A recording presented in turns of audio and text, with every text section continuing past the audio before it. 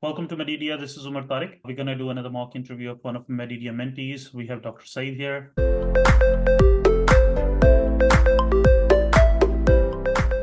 Welcome, Dr. Saeed. How are you doing? Thank you, Dr. Tariq. I'm doing good. How about you? Good, thank you. Go ahead, tell me a little bit about yourself briefly, please. Yes, sure. My pleasure. I'm a medical graduate from Pakistan. I'm very passionate about internal medicine, and since graduation, I've had the opportunity to work in multiple clinical settings in both the US and Pakistan in different subspecialties of medicine. Currently, I'm working as a postdoctoral research fellow at Beth Israel Deaconess Medical Center, where we're currently working on a clinical trial on COPD, which I'm very excited about. In my life, I've had the opportunity to travel and explore many places, part of US, about 7 or 8 states in the US, and some part of Europe as well. Uh, and this experience allowed me to become familiar with the diversity of the world. In my free time, I like to follow sports. I like to play cricket. I also like to play online multiplayer shooting games such as PUBG and Call of Duty.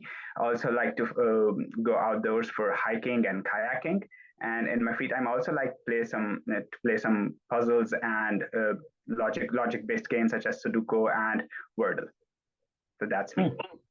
Okay, well, thank you. Thank you very much for that. So I looked at your personal statement. You talked about one of your meetings with the Nobel Prize winner in physics, Mr. Novoselov. I don't know if I'm pronouncing it correctly. So can you tell me, how did that meeting happen? How were you able to come across him? And there are some really inspiring words that you shared in your personal statements from him. Yes, sure. So this meeting was a very rewarding experience for me. So this happened when I was on an educational tour to Europe. It was funded by the government of Pakistan. It was awarded to some of the highest achievers in the higher secondary school examination. So I was at the time I was at the time I was visiting multiple universities of Europe and the different centers of excellence. So I had a visit to University of Manchester, and at that time he was working as a faculty in the University of Manchester. So me, along with some three other students, had the opportunity to sit with him and discuss him. Other than his work, he showed us his work. He was working on graphene, and he won a Nobel Prize working on graphene as well. So apart from academics, he told us about his struggle, and he was actually the youngest Nobel laureate to win a Nobel Prize. So he actually shared his struggle and then advised all of us to always think outside of the box, and to never rest, and to never think that our growth is complete, and to just keep on going in the life. And he also advised to live a life in a way that is satisfying to you, uh, to not just be to not just define success in life as in terms of winning accolades and winning prizes, even though he was a Nobel laureate himself. So he defined that because he feels content in his life because of the work he does, not because of the Nobel laureate, not because of the Nobel Prize that he has won. So it was really, really a rewarding experience for me. Interesting. Thanks for sharing that. So before meeting him, what was your idea of life? That's an interesting question. So before meeting him, I think I was very young at that time, and at the time I was kind of developing my personality. I was exploring other ideas as well. So at that time, I had this notion that success could be defined as achieving accolades, receiving prizes, or standing at distinction from all of the other students, all the other peers in life. So part of the reason that I was on this trip is because I scored the highest in the Lahore board examination, which is equivalent to the high school examinations. So at that time, I was thinking that maybe success in life can be defined as winning prizes and accolades and being acknowledged by the public. But at that meeting, when I came across this perspective from a Nobel laureate, it changed the way how I look at life. And now I think the most important thing in my life is to be content with what I do. Interesting. I see you have a volunteer experience of working in Greater Boston Food Bank. Can you share a little bit about that, please? Yes, sure. So when I came to US, I was thinking of volunteering at a place which was serving underserved population. So one of my coworkers introduced me to this place that she was also volunteering at that place. So it's one of the largest hunger relief organization in the New England, and it serves primarily the eastern Massachusetts area, covering Boston, going up to Lowell, and even up to Mobile. Some of those areas, and primarily in Boston, they focus on the underserved areas of Dorchester and Roxbury. So what they do is they distribute free food, and they have this aim of delivering 3 meals to all of the underserved population, not only in Boston, but also in all of Massachusetts. And they're also considering of expanding their program to some other states. As part of this volunteer experience, my job was to package the food, store the food, and then assist in the transportation of the food to other centers. Okay, cool. And I see you also worked at endocrinology clinic in New Jersey. Can you share a little bit about that, please? Yes, absolutely. So this experience was in endocrinology at at a private practice of Dr. Wajid Rizvi. So he's also a doctor from Pakistan and currently practicing endocrinology. So at this experience, I think it was very unique for me in terms of I had never had an experience in endocrinology before this. I got a lot of exposure to endocrine pathology due to participating in this experience. He also he had some of the patients with latest endocrinology, with some patients with who are being managed by latest advances in endocrinology practice, such as artificial pancreas or insulin pumps. So I got introduced to these newer treatment modalities in endocrinology. Also, as part of this experience, I had the opportunity to gain EMR access and learn how to write patient notes in the EMR. And at the end of the experience, I was privileged to present multiple presentations on the weekly journal club. Okay. Thank you for sharing that. So I see you worked in Boston, you worked in New Jersey, Florida, and Pennsylvania. Among all your rotations in US, which one did you like the most, and why is that? I think during my time in the US, of all the rotations that I did, I would say that I have loved the Boston one the most, because I think Boston is the city that I've loved the most in the US. I love the vibe of the city. I love that how the most of the population in this city is very young. They're young professionals. Sorry, Dr. Saeed, I meant the rotation, clinical rotation, not the location. Like working during which rotation you thought you had the best time? Of course, yes. So in terms of talking about the clinical rotation, I would say that I loved working at the one in Florida. It was at the Advent Health Hospital in Florida. At that time, I was shadowing Dr. Abu Huraira, who was a gastroenterologist. So I think this rotation was really rewarding for me in terms of getting an inpatient experience in US, getting to know about the inpatient experience in US, as well as I also collaborated with Dr. Abu Huraira to publish some case reports. So I think it was overall a very rewarding and fruitful experience for me. Okay. You talked about the case report. I see that you have this publication, Esophageal Foreign Body Removal, a novel approach. Can you share about that? What was this case about? Yes, absolutely. So this case report, actually, I wrote with Dr. Abu Huraira. This was actually one of the cases I saw during my rotation at Advent Health Hospital. So what this case is that a man comes in with a swallowed piece of garlic, and it was just stuck in the esophagus. And after multiple attempts of endoscopy and multiple attempts by different physicians using traditional methods, the piece could not be retrieved. It could not be removed from the esophagus. So what they did was they sent the patient home, and then they devised a new plan. They called the patient back the next day, and they took the ERCP wire, passed it down the esophagus, went past the garlic glove, inflated it, and then pulled it back outside. So the wire, when it came back outside, it pulled the garlic glove outside with itself. So this was a treatment modality which had never been explored. So I thought it was a good idea to write it up. I asked my mentors if I could write the case up. They gave me the green signal, and I then wrote the case up and published it. Okay. So basically you formed a loop with the wire and used that loop to pull out the Yes, garlic. exactly. Interesting. We use that a lot in interventional radiology for foreign body removal, but we do that typically for vascular foreign bodies. If there's a vascular wire loss, that's how we will retrieve it.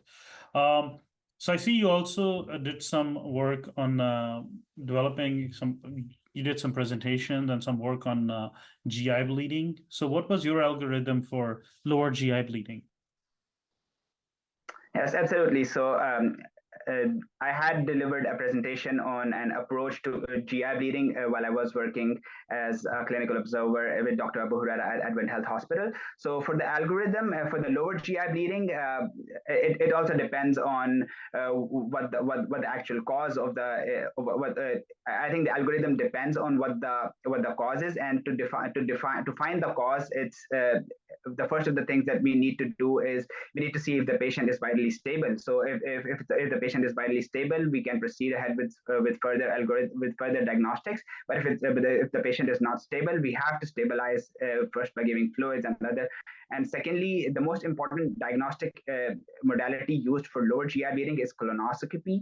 And I think I did observe some patients with lower GI bleeding who came into Advent and had undergone colonoscopy for various reasons.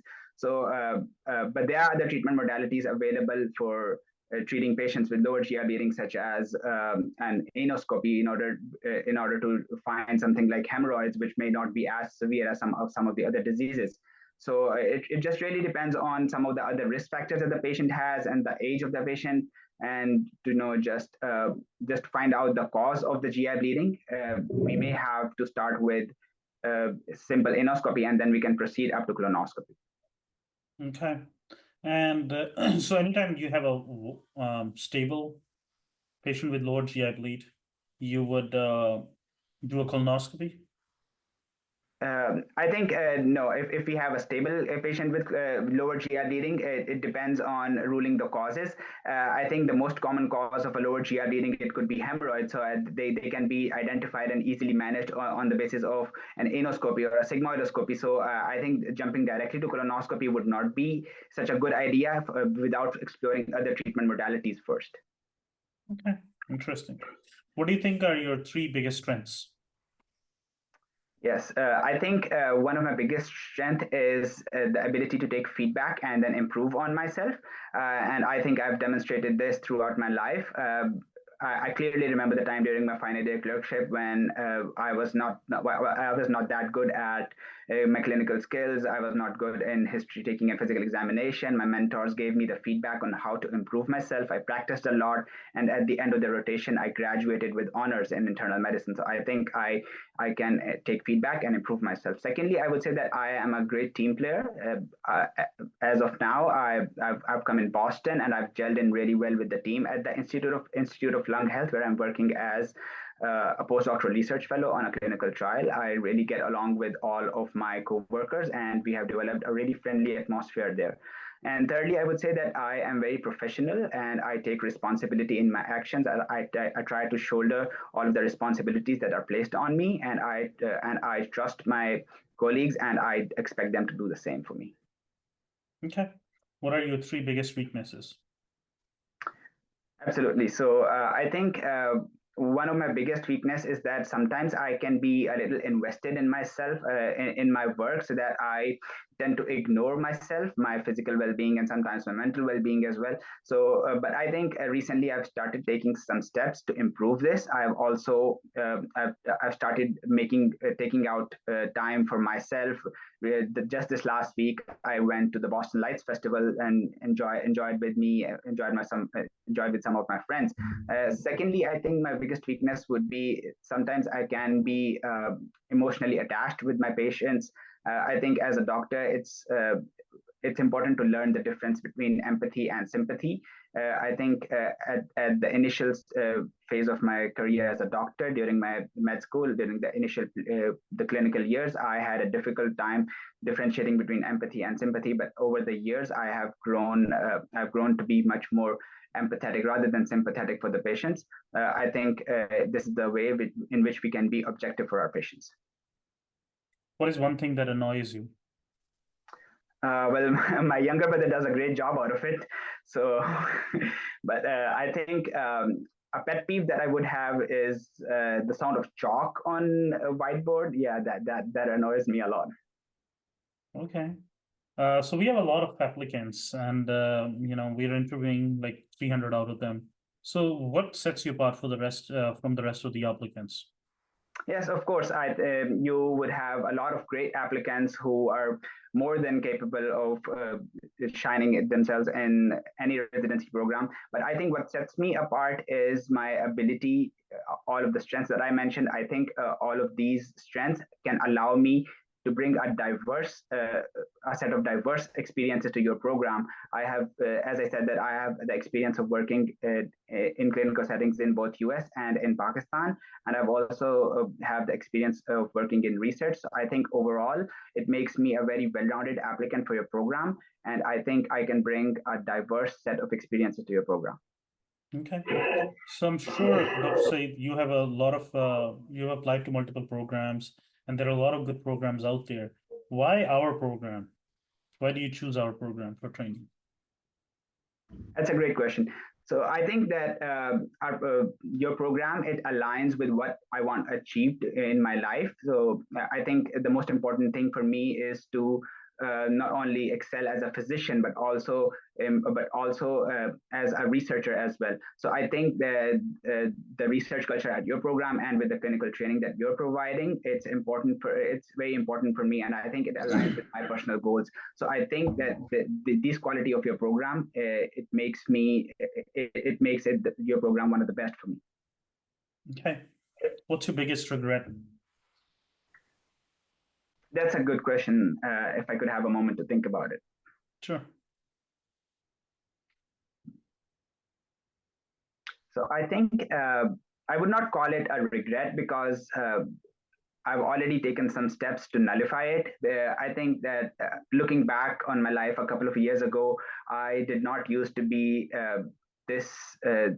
This interactive. I did not used to interact with a lot of people.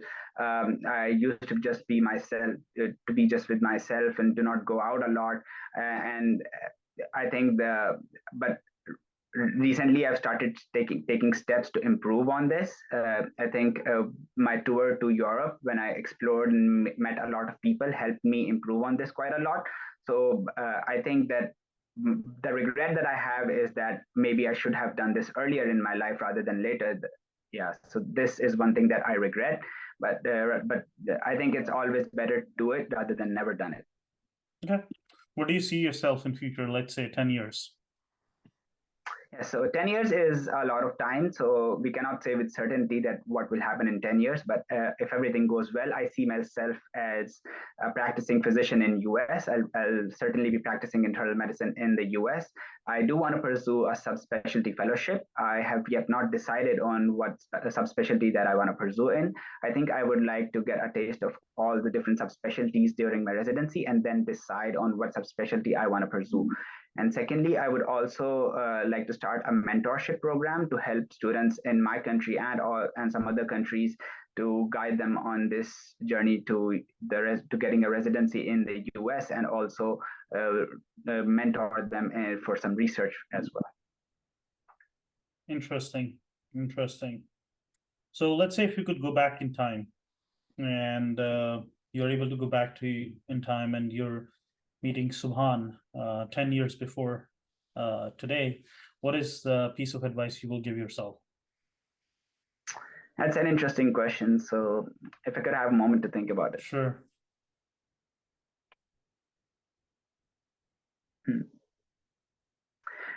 I think if I had the opportunity to go back about 10 years in my life and meet the Subhan of then and advise him, I think I would advise him to be, firstly, to be, like I said, to be more interactive with people, to go out to explore places, to explore people, to meet new people. And secondly, I would also advise the Subhan of back then to enjoy time, enjoy much more time with the family, because I think at the end of the day that is the most important thing, and your family is what really counts. And I think I would advise him to be to go out with the family and to be much more involved with the family events.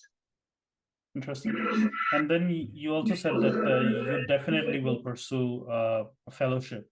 Would you consider primary care or hospitalist as well? Yes, of course. As I said, that no one knows about the future, what it holds for us. So I think I would like to get a taste of everything during my residency and then decide on what I want to pursue. I have not yet closed the door on primary care or even in the hospitalist track. I may be open to that, but I think I will make the final decision when I have a taste of all of these during my residency. Okay. If you're stranded on an island by yourself, what are three things you would have with you? That's an interesting question. So, if I could have a moment to think about it. Sure.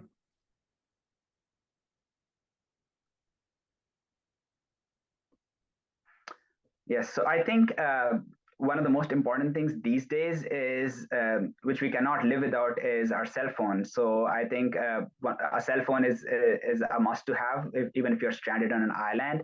It's more so important if you want to call for some help to get you out of there. And secondly, I think I would want some sort of a rope or uh, some sort of thing to get me food for some sort of string that I can use to climb up the trees to get some food. And thirdly, I think I would like a boat to go on some kayaking or some other thing within the island. If there's some water, I think I would like a boat to go on some adventure. Okay, cool. What are you looking in an ideal residency program? Of course. So I think an ideal residency program is the one that has a good team environment that not only improves the resident in the clinical skills, but also in the research and publications. And secondly, a good residency program should also promote the physical and mental well-being of the residents. I think combining all of these things, that a good clinical exposure, a good research exposure, and then about the physical and mental well-being, it makes a residency program really stand out in my eyes. Yeah, thank you. Well, thank you very much. Do you have any questions for me, Dr. Said? Yes, sure, Dr. Tariq. I do have some questions for you. So I was going through some of the published articles of yours, and I came across this 4D phase MRI study of yours uh, performed to evaluate the regurgitant blood flow across the heart valves. So it was very interesting to me. So can you tell me something more about this 4D MRI, because I think it's a concept that I've never heard of before. Yeah, so for MR acquisition, we acquire images slice by slice, right? So there's something called volumetric imaging. So that means rather than acquiring slice by slice images, you acquire an entire volume, let's say head or chest. So you acquire an entire volume of images. So it's a 3D acquisition. That's a volumetric acquisition. Then you add the fourth dimension, which is time. So let's say you're acquiring an image of a heart at this one area, you're acquiring 20 different images of heart at the same area. So the first, let's say 5 to 7 are systole. The rest of them, like 13 to 15, are diastole. So you're looking at the image in each one of these different segments. You will see how the heart looks in systole and in different phases of systole and diastole. So you can assess motion, you can assess flow, you can assess regurgitation. So, and the biggest thing is the acquisition time is significantly lower. The post-processing time is significantly more because we're acquiring everything, a lot of data, and then reformatting all that, and the post-processing takes a lot of time. So the typically when we're scanning, it can take 40 to 60 minutes, but with this protocol, we will able to bring the time from 2 to 3 minutes, and then we can reconstruct all different like different planes. We can form sagittal, coronal, oblique, axial, whatever plane we want, just from this acquisition.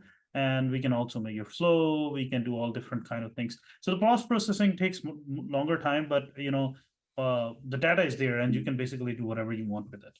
So that was an interesting thing. And flow quantification is also, it's pretty accurate for the flow quantification. Thank you. That sounds very interesting. And secondly, I You're have a welcome. question about your program. Yeah. I wanted to ask how the residents are graded and evaluated over the course of the 3 years. Okay, interesting. So we we expect each one of the residents to take the in-service exam every year. So we look at the scores of the in-service exam. We expect to do at least 60th percentile. That's our aim, is to be as high as possible, 80th or 90th percentile, but 60th is what is the bare minimum we're hoping for.